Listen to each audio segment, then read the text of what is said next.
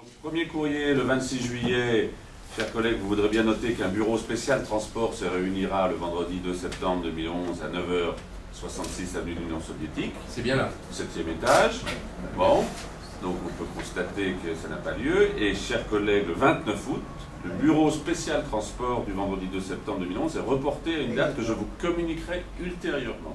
Et nous avons appris qu'il y avait une conférence des vice-présidents ce matin, qui est un organisme non statutaire, alors que le bureau est le seul habilité à avoir ce type d'ordre du jour.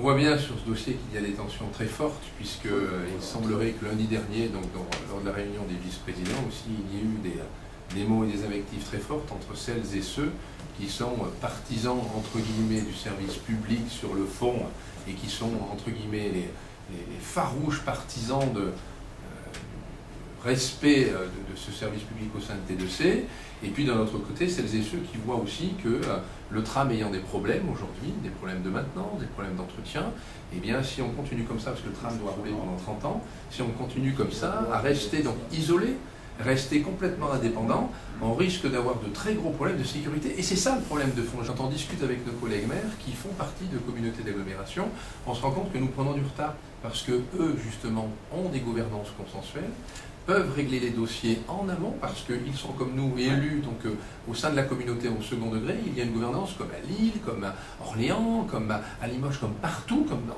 beaucoup d'endroits, avec donc la droite et la gauche.